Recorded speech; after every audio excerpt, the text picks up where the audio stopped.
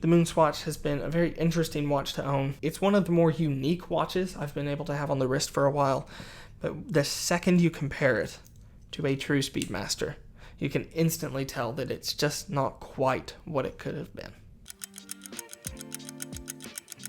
Personally, I love when two brands come together to create a watch. My Speedmaster James Bond Limited Edition is by far my favorite watch in my collection, and it's proof that when Omega puts their name on something, they can actually make a really good watch. Surprising, I know. The same concept that Omega took with creating the James Bond Limited Edition was also taken by Swatch to create the Q2, a watch that essentially symbolizes everything that is wonderful about Q in the Bond series. And yet, what happened to this? I'm sure by now everyone has heard the stories of the MoonSwatch causing complete chaos in the watch world, and honestly, I think it's one of the best things to happen to the watch community in a very long time.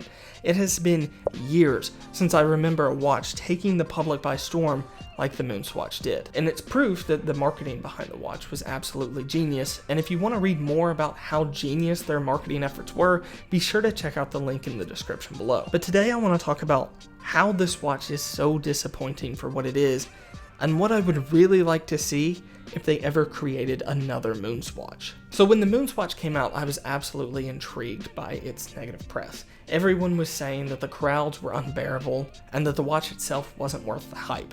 But of course, with everyone talking about it, as a watch enthusiast myself, I was absolutely interested in getting my hands on one. Luckily, I was able to receive this as a Father's Day gift. I'm glad I wasn't the one who paid over retail for it. Even at $260, which would be its retail price in the US, it's not quite worth it.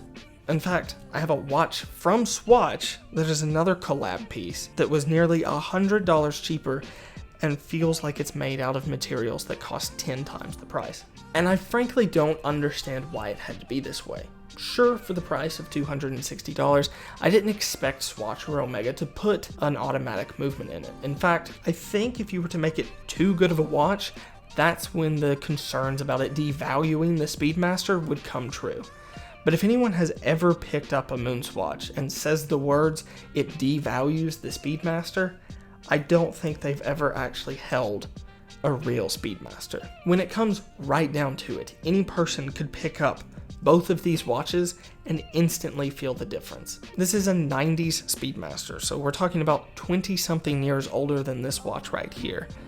And even after all that time, you can tell that this one will continue to withstand the test of time, whereas this, unfortunately, is what everyone else said it would be, which is a plastic toy. Now obviously, like I said, we shouldn't expect the watch to be made out of the same materials and have the same movement as a real Speedmaster, but ultimately I think stainless steel could have gone a long way.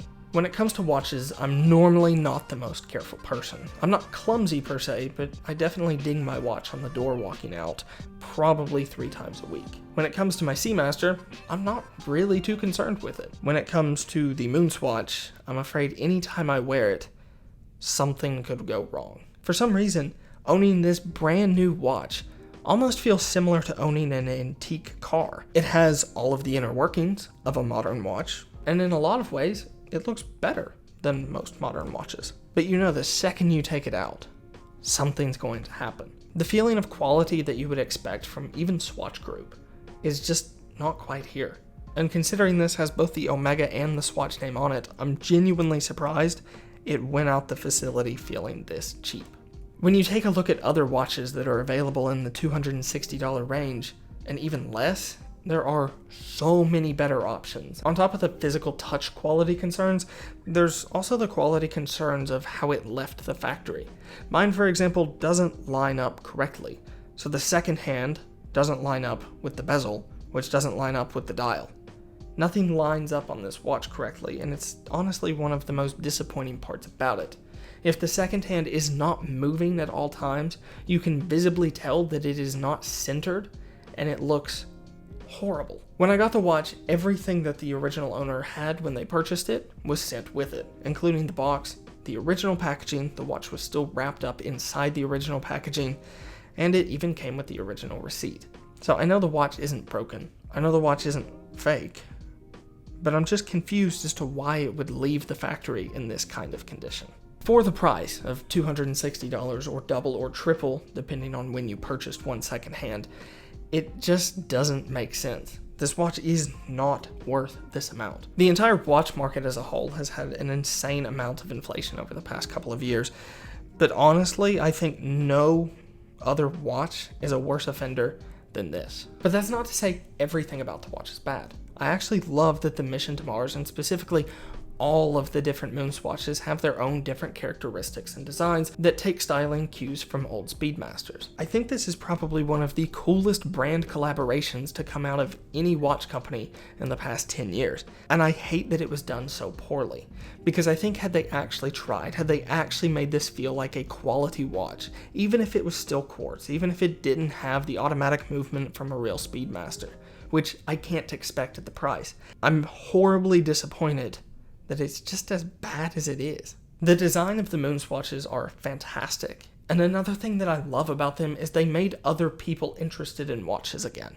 For years, the only watch that made sense for the average person to wear was an Apple Watch. Having a mechanical or quartz watch didn't really make sense after the Apple Watch came out, unless it was something that you were passionate about, or if you were going to some sort of event, but most people didn't need to spend $3,000 or more on a watch. So for a lot of people, seeing that they could get the style of a Speedmaster under $500 new was a fantastic opportunity. It is something that you can wear out and about, and it doesn't look like every other smartwatch on the market, because it is ultimately paying respects to one of the most iconic watches ever created. But the second you take it off the wrist, and the second you feel the dial and the bezel and the buttons, you instantly realize that it's still more expensive brand new than it should have been. But for all of its downsides, it made people love watches again, and that's something that I love about it.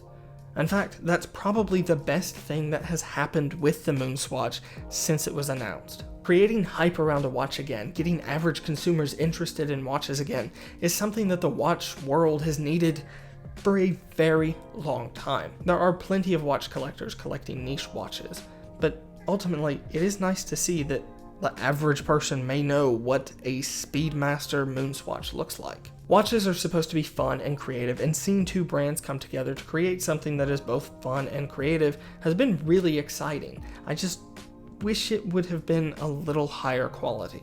So moving forward, here's what I would like to see if OMEGA and Swatch ever do another Moonswatch collaboration. For one, X the bioceramic. It's a terrible material that feels extremely cheap in your hand. Frankly, this feels like a Walmart watch that you would see at the Walmart checkout counter. Online availability is a must. Having people go to retail stores is a great idea because your retail stores are having trouble staying open. But ultimately, online availability in 2022 is where watch brands need to be, especially for something like this that isn't truly a limited piece, that isn't truly a special edition watch. It is just a cheap $260 watch that anyone should be able to go online and purchase. Another strange thing that I would love to see improved moving forward is a glass crystal of some sort. It doesn't have to necessarily be sapphire crystal, but glass would go a long way on this. This cheap plastic material is obnoxious. It feels like it scratches all of the time. It feels flimsy and not very durable, and I would love to see the watch have a bit more weight to it, possibly some stainless steel materials, and just overall improve the feeling of the watch itself. So thank you for watching this video about the Moonswatch. If you enjoyed, be sure to leave a thumbs up, subscribe to the channel for more watch content, and we will see you all in the next video.